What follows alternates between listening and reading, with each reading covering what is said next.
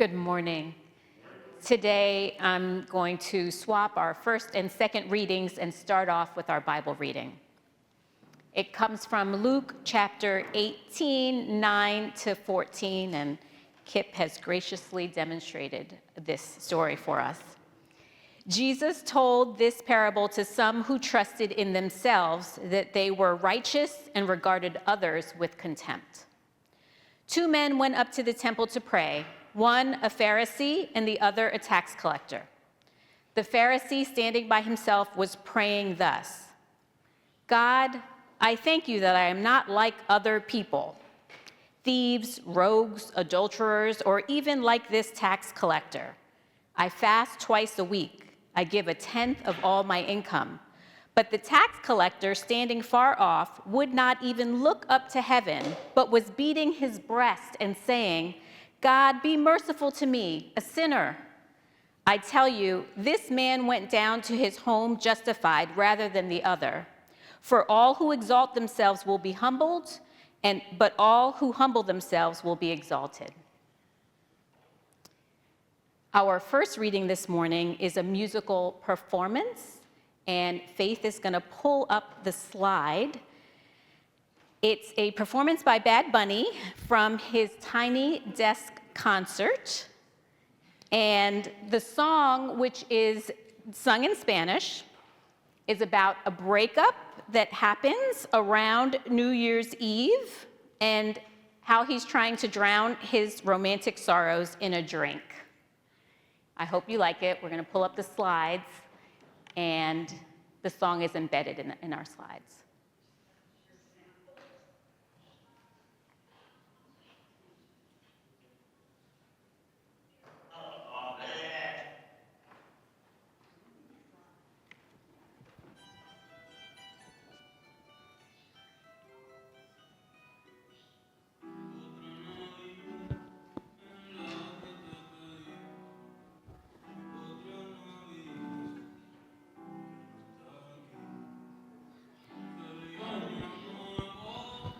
It was a video.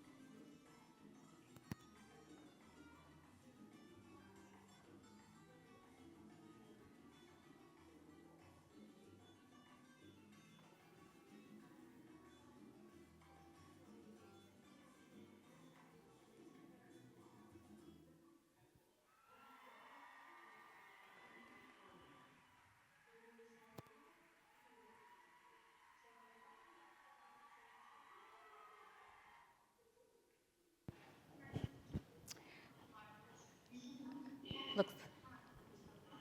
Can you mute her? I'm sorry for the people online who could not hear that. Kip is going to put the link in the chat so that you can afterwards hear the song. So Benito Antonio Martinez Ocasio, now known as Bad Bunny, was born in Bayamón and raised in Vega Baja, Puerto Rico, a place near and dear to my heart since I am Puerto Rican through and through. Benito got his stage name from an adorable Easter photo of him when he was a little boy. He was dressed up as a bunny with an annoyed expression on his face. The Latin superstar is at the peak of his career, becoming the first musical act of the year to surpass 7 billion Spotify streams in 2025. It's out of character for me to go around suggesting that we have anything to learn from a 31-year-old millionaire celebrity, but that is exactly what I'm here to do today. This is not the result of a celebrity crush, although he does have quite a compelling face, or even his exceptional musical talent. What got me curious about Bad Bunny is how passionately I've heard cultural critics talk about his political activism and the feelings his creative choices and performances generate for fans. In Bad Bunny's universe, Puerto Rican pride couldn't be more infectious. In an interview with Huck magazine titled Reggaeton and Resistance, the author describes what it feels like to be in Bad Bunny's presence. There's something strikingly different about Bad Bunny these days. Gone are the flashy sunglasses and neon outfits. He's sporting a loose white button-down, black trousers, and in perhaps a nod to his past eccentricities, an aviator Ushanka trapper hat, you know, the funny kind with the ear flaps. There's a new kind of confidence in him, deeply tethered to his roots. This is the modern global face of Puerto Rico's fight for independence, and Bad Bunny wears it well. In preparation for this sermon, I did a lot of research trying to put my finger on what I'm so drawn to and curious about. Is it the characteristic humility with which he greets and interacts with everyone, especially everyday people? Is it simply because his origin story is from a place that I know and love? Those things do make me like him, but what makes me borderline adore him is that he is a man who is the living embodiment of a mission statement. He makes sure that everyone knows what he stands for. He uses his global platform to shout to the whole world, "This is what matters to me. These are the people who are important to me. This is the place that I love, and here's why.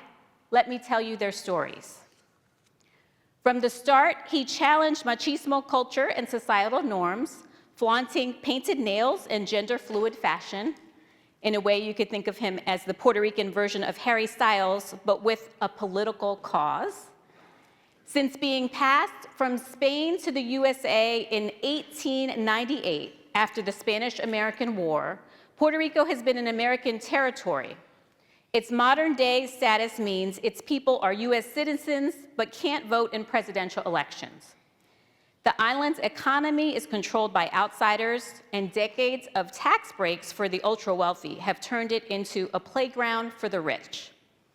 Meanwhile, real Puerto Ricans struggle with soaring cost of living, power outages, and displacement. Bad Bunny puts it this way: when tourists visit Puerto Rico, they see the best sights, the dance, the food. They leave and they don't find out or deal with the problems that the country suffers with. This is what the artist is fighting against: exploitation, modern-day colonialism, and the erasure of Puerto Rican identity. His message is simple: Puerto Rico belongs to Puerto Ricans. Though known for his music, Bad Bunny has been an activist for Puerto Rico since the beginning of his career. In 2018, a year after Hurricane Maria devastated the island, Benito released a song called Estamos Bien. The song became an anthem for Boricuas as a way to notify the world that though they had lost their homes and some people they loved, they are doing good. That is to say, his people would be okay. In November 2024, Puerto Rico held elections for their new governor. Months leading up to the election, Bad Bunny announced that he was in support of the Partido Independentista Puertorriqueño, the independent party that wants to separate Puerto Rico from the United States. He urged other Puerto Ricans to join him in voting against Jennifer Gonzalez, the candidate of the Partido Nuevo Progresista, the progressive party that wants to make Puerto Rico a state. On September 19, 2024, Bad Bunny released a single called Una Velita, meaning little candle, highlighting the political turmoil and speaking on current living conditions in Puerto Rico due to Hurricane Maria. The single helped bring attention to issues on the island that the Progressive Party had contributed to. Despite Benito's valiant effort, Gonzalez won the election, leaving the Democratic and Independent parties of Puerto Rico distraught. Bad Bunny announced he would be releasing an album in January 2025. Debí tirar más fotos. Even just its title, I should have taken more photos, is grounded in capturing a historical record, both personal and political, of Bad Bunny's home. Documenting the record comes with the joys and sorrows of seeing not only himself change, but the place he loves most, and not always for the better. Weeks leading up to the album, he teased his fans by releasing 2 songs early and a short film on YouTube. The short film is what caught people's attention. It captures the overall message that he'd been attempting to send to Puerto Ricans prior to the election. In it, the audience witnesses how the gentrification of Puerto Rico has gotten out of control. The story focuses on an elderly man, played by Jacobo Morales, a 90-year-old Puerto Rican actor and poet, and his friend, Concho, a sapo or kind of toad found in Puerto Rico. Morales is pictured showing Concho all the photos he took of Puerto Rico when he was younger, but regretting that he did not take more. Later, Morales heads to the local panaderia, which is a bakery, to get himself and Concho typical food from the island. During his visit to the bakery, Morales struggles to order food because the cashier does not speak Spanish. The shop no longer sells traditional quesitos because tourists do not eat them, and he cannot pay with cash since the store only takes Apple Pay. With the release of the short film, fans were left in awe of how perfectly it captured what was happening right before their eyes. 2 days later, Bad Bunny released his album, which received an overwhelming amount of praise from people around the world, but mainly from Puerto Ricans. 17 culturally infused tracks, fans were finding that 2 tracks in particular were beautiful and gut-wrenching. Track 14, Lo que le pasó a Hawaii, references how gentrification ruined Hawaii's culture and how it's ruining Puerto Rico's culture. His lyrics state, "Quieren quitarme el río y también la playa. Quieren el barrio mío y que abuelita se vaya." These lyrics refer to how Americans are taking away the natives' rivers, beaches, homes, and families by building hotels and buying property on the land. Track 16, DTMF, is a homage to the beauty of the island, but most notably to the people. Benito is reminding his fans that they need to appreciate their experiences, culture, and people before it's too late. The album is warning them of what is to come if they do not take action to protect their culture now. All this reflection about what Bad Bunny stands for and the message of his music leads to the question, how do we borrow from his approach to life? After all, we don't have a global platform or millions of dollars or followers. Here are a few main takeaways. The first I attribute to Priya Parker. You may know her as the author who writes about the art of gathering people in meaningful ways. Parker says this, Bad Bunny makes purpose his bouncer. Everything he does has a purpose, and every detail must serve that purpose. This past summer, the global superstar staged a residency of 31 concerts in his hometown of San Juan. The purpose of the residency, stated clearly, was to be a love letter to Puerto Rico. And he used this purpose to be a North Star to inform every decision he made about the tour. Starting with the name of the residency, which he titled no me quiero ir de aquí, so that every time anyone refers to the concert, they utter the words, I don't want to leave here. The next detail was ticketing. The first 9 concerts were exclusively reserved for Puerto Rican residents. To get in, you had to show proof of residence. The purpose informed the staging of the entire concert. He asked his team, what if we made an 18,000-person arena feel like the intimate, casual parties de Macasina, which is a local balcony party?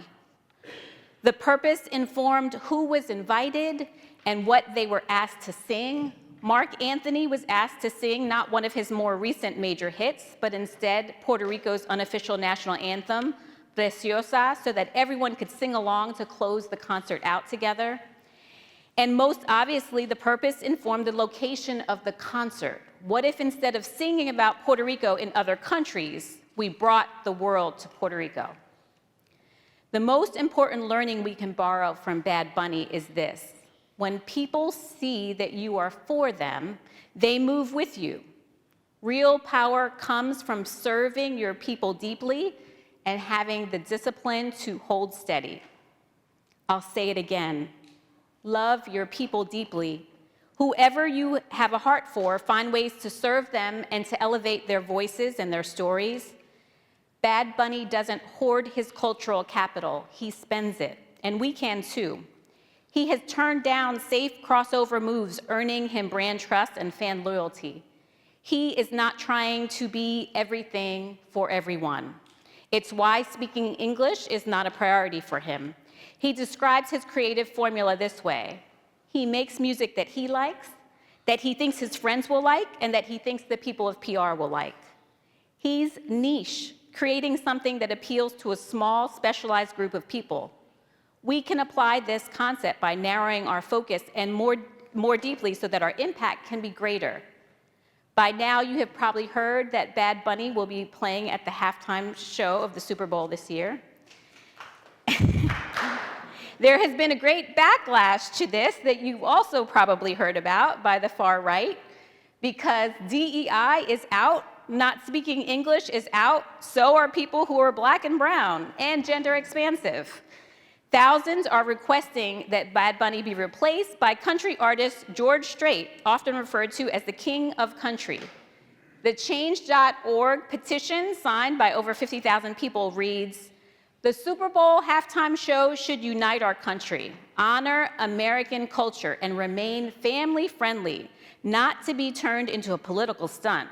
Bad Bunny represents none of these values. His drag performances and style are the opposite of what families expect on football's biggest stage." Bad Bunny shared that he purposely did not set any U.S. dates for his forthcoming tour out of fear that immigration and customs enforcement would endanger his predominantly Latino base.